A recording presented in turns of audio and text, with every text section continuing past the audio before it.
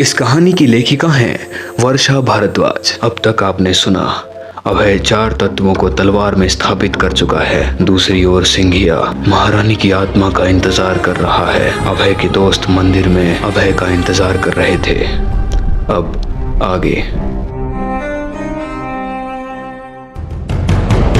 अभय उर्फ महारानी रत्ना देवी 5वें और अंतिम तत्व की तलाश में आगे बढ़ती हैं। चारों तरफ घना अंधेरा, हर तरफ से डरावनी आवाजें आ रही हैं। किला एकदम वीरान नजर आ रहा है। किले के मुख्य भाग की ओर चलते चलते महारानी महल के उस स्थान पर पहुंच जाती हैं जहां से महल का मुख्य द्वार बस कुछ ही दूरी पर था।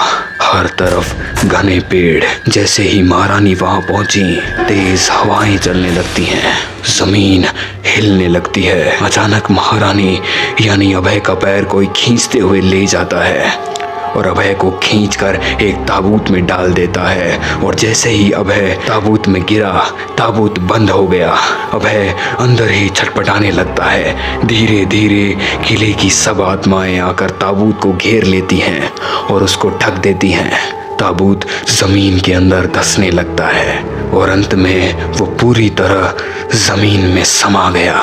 ताबूत का निचला हिस्सा खुलता है और अभय खुद को एक अलग ही जगह पर पाता है। महारानी समझ जाती हैं कि उनका प्रवेश पाताल में हो चुका है। अभी कोई रेंगते हुए महारानी की तरफ बढ़ता है। काला शरीर, लाल आंखें, मुंह से खून टपक रहा था। ये इतना भयानक था। उस जगह बहुत दुर्गंध आ रही थी, कुछ सड़ने की। महारानी इस बात से अनजान थी, लेकिन वो चौकन्ना थी। उनकी नजर चारों तरफ थी। हर तरफ कंकाल बिखरे थे। ये उन इंसानों के थे जो भानगढ़ में रात को रुके थे। तभी वो भयानक आत्मा अभय का पैर पकड़ लेती है। अभय जमीन पर गिर जाता है और वो उसे खींचते हुए ले जाती है। अभय अपनी तलवार उसके सामने कर देता है। वो आत्मा जलते हुए पीछे हट जाती है। अभय खड़ा हो जाता है। अभय के आंखों में एक चमक होती है। अभय फिर से उस पर प्रहार करने वाला होता है कि वो आत्मा गायब हो जाती है। अभय भागते हुए उसे ढूंढता है। तभी उसकी नजर सामने के पेड़ों पर जाती है। उन पेड़ों पर कोई उल्टा लटका हुआ था। अभय को देख वो जोर से हंसने लगता है। तुम्हारा ही इंतजार था महारानी रत्नावती। आज मैं माँ महीन को तोहफे में तुम्हें सौंपूंगा।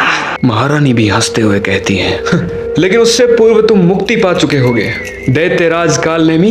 ये सुनते ही वो उठकर महारानी के सामने आ जाता है और अपनी गर्दन घुमाता है। वो अपने मुंह से सैकड़ों कीड़े छोड़ता है। हर तरफ दुर्गंध हो जाती है। महारानी अपनी तलवार आगे करती है। सभी कीड़े दिव्य प्रकाश से मारे जाते हैं और धुआं बनकर उड़ जाते हैं। कालनेमी चीखता है और गुस्से में प्रहार करता है, किंतु इस बार महारानी तलवार सीधा उसके मुंह के आर पार कर देती है। कालनेमी काले धुएं के रूप में मुक्ति पा लेता है। पाताल लोक वापस अपने असली रूप में आ जाता है। महारानी अपनी तलवार को ऊपर करती है। उसके बाद वो उड़ते हुए ताबूत को चीरते हुए वापस उसी जगह पर आ जाती हैं जहां से वो ताबूत में कैद हुई थी। ताबूत के ऊपर सभी आत्माएं हवा में छलकती हैं और ताबूत के ऊपर से हटकर दूर गिरती हैं। वे सभी नष्ट हो गई थी। अब महारानी की पूरी तलवार चमक रही थी। आखिर 5वां और अंतिम तत्व स्थापित हो चुका था, पृथ्वी। महारानी तलवार को दोनों हाथों में लिए आसमान की तरफ ऊंचा कर अपने कुल की देवी का ध्यान करती हैं। तलवार हवा में उड़ती है और 5 तत्व की शक्ति उसमें समाहित हो जाती है। तलवार सुनहरी चमक के साथ महारानी के हाथों में वापस आती है। अब महारानी अपने अंतिम युद्ध के लिए निकलती हैं।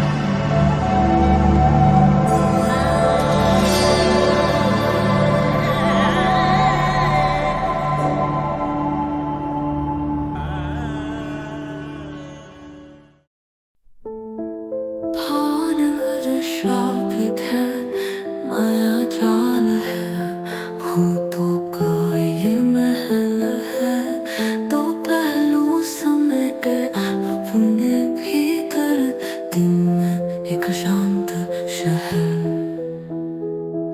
रात